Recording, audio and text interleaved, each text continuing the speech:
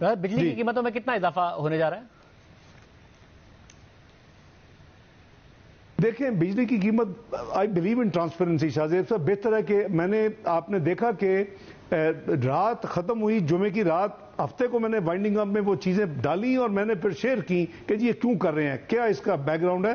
اس لیے میں بلیو کرتا ہوں. آپ نے لاہور میں دیکھا، میں نے بتا دیا کہ ایک جو آئی ایم ایف کی کنڈیشن تھی کہ جو آپ کی ری بیسنگ ہے جو کہ ادروائز ہوتی ہے ان ڈیو کورس ہونی چاہیے، وہ جولائی میں ڈیو ہے، اور اس کے نتیجے میں آپ کے ٹیرف میں میری کیلکولیشن کے مطابق depends on so many factors, NEPRA calculate کرے گا تو یہ 3.5-4 روپے کا فرق پڑے گا.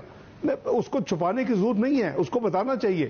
ہمارا پالیسی ریٹ بڑا ہے، یہ ان کی ڈیمانڈ تھی. ہمارے 215 کے ٹیکس لگے ہیں، یہ ان کی ڈیمانڈ تھی. تو ہمارے لیے اس کے یہ جو ہم نے پبلک اور پاکستان اور عوام نے جو یہ تکلیفیں برداشت کی ہے، اس کی قیمت، اس کے ڈیویڈنڈز بھی ہیں، وہ ہمارے سامنے ہوں گے کہ ہمارے ریزروز دیکھیں، ہماری مارکیٹ ہے، ہمارا جو راستے رکے ہوئے تھے، ہمارے جو انٹرنیشنل دیکھیں $3.5 بلین نان چائنیز بینکس کو ہم نے واپس کیے، جو کہ سارے واپس آتے ہیں ان روٹین. آپ کو بھی پتا ہے کہ ایکسٹرنل ڈیٹ تو کم نہیں ہوتا، بڑھتا ہی ہے. تو اس کا مطلب ہے کہ آپ جو بھی پرانی پیمنٹ کرتے ہیں آپ یا اس سے رینیو کروا لیتے ہیں، یا آپ چائنیز بینکوں سے رول اوور کرواتے ہیں، دے دیتے ہیں، پھر آپ کو وہ واپس کر دیتے ہیں ان ڈیو کورس. 2-3-4 مہینے جتنے بھی لگے، اس دفعہ تو 2 ہفتوں میں ہفتے میں بھی کیا ریسنٹ جو جون والی ٹرانزیکشنز کی.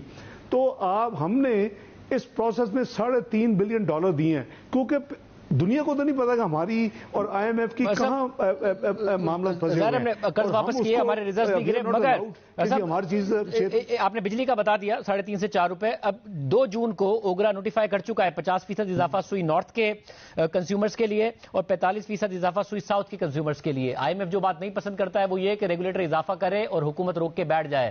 تو یہ بھی ظاہر آئی ایم ایف کی کنڈیشنالٹیز کے تحت ہوگا، یہ اضافہ بھی اب پاس آن ہوگا. دیکھیں اس کی جو تفصیل ہے وہ آبویسلی جو ہے اوگرا اور پیٹرولیم منسٹری جو ہے وہ منسٹر صاحب کلیئر کریں گے. اس پروسیس میں جو ابھی ہوا ہے اس میں یہ item was not on the agenda. جو ہم نے ایس پی اے کے لیے سارے نیگوشیشن کی ہیں، میں نے ٹیرف کا آپ کو کنفرم کیا ہے، ری بیسنگ ڈیو ہے اور وہ ہونی ہے. نیپرا ول ٹیک اٹس اون ٹائم. نارملی وہ 3-4 ہفتے لگاتے ہیں، جو اس مہینے میں وہ لگائیں گے، اپنا وہ فیصلہ کریں گے. لیکن اس حوالے سے آئی تھنک آئی مسٹ سے کہ مجھے اپنا پیٹرولیم منسٹر صاحب سے تفصیل لینی پڑے گی. 38% کی انفلیشن تھی، 29% پر جون کے مہینے میں آئی ہے. آگے جا کے بیس ایفیکٹ بھی کک ان کر رہا ہوگا، مگر جب ان قیمتوں میں اضافہ ہوگا، کچھ ٹیکس اقدامات کیے گئے ہیں، تو انفلیشن رفلی آپ کہاں دیکھ رہے ہیں؟ کیونکہ جب آپ 3.5% کی گروتھ چاہتے ہیں، 22% کا اگر انٹرسٹ ریٹ ہے، اس میں انٹرسٹ پیمنٹس کی وجہ سے آپ کے اوپر جو وفاقی حکومت ہے اس کے اوپر بڑا پریشر انٹرسٹ پیمنٹس کا. تو انفلیشن کہاں دیکھ رہے ہیں؟ یہ کنٹرول ہوتی دیکھ رہے ہیں یا باہر جاتی دیکھ رہے ہیں؟ اور ظاہر اس میں ایک بہت بڑا فیکٹر روپے کی ویلیو کا ہوتا ہے، وہ اسٹیبلائز ہوگی نہیں ہوگی؟ میں سمجھتا ہوں کہ انفلیشن کو تو میں اللہ نے چاہا تو نیچے جاتی دیکھ رہا ہوں. یہ ہم سی پی آئی کو کمپیئر کر رہے ہیں شاہ زیب صاحب، 29 اور 38. ہمیں بھی پتہ ہے کہ کور انفلیشن میٹرز کسی بھی ملک میں، کیونکہ باقی جو ایگزونس فیکٹرز ہیں، جو ایکسٹرنل فیکٹرز ہیں، یا جو وہ اور یہ ڈیمانڈ پش انفلیشن نہیں ہے، یہ سپلائی سائڈ انفلیشن ہے. اس میں وہ جو ہماری کور انفلیشن ہے وہ آپ کو بھی پتا ہے کہ دیہاتوں میں ابھی بھی جب یہ 38 تھی تو دیہاتوں میں وہ قریباً 18-19 تھی اور شہروں میں 19-20 تھی، اور اس کی ایوریج قریباً 19-19.5% تھی. دیٹس وائی پالیسی ریٹ آپ کا اس کے نزدیک تھا 21% کے قریب. تو میں اس انفلیشن کو میں نہیں کہہ رہا، مجھے بھی چھوڑیں.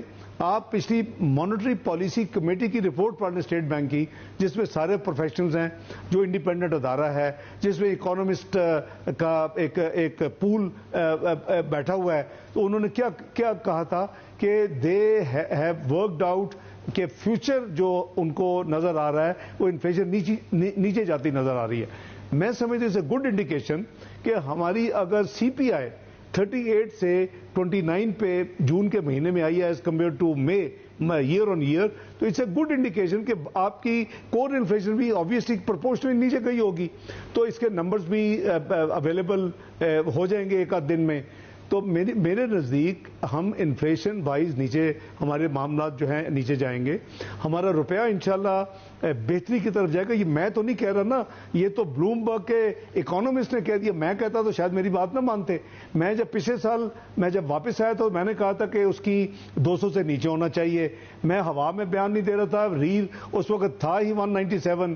اب مجھے جب فیڈریشن ملی دوسرے ہفتے میں مئی میں, انہوں نے کہا جی آپ کے خیال میں اب کیا ہے, تو میں نے کہا اراؤنڈ 240. وہ مجھے کوئی الہام نہیں ہے, میری رف کیلکولیشنز ہیں. تو وہ 244 آپ کا بلومبرگ نے ان کے اکانومسٹ نے کر دیا. تو یہ جو ہمارا کرنسی انڈر پریشر رہی ہے, اس کے پولیٹیکل انسٹیبلٹی ایک میجر کاز ہے.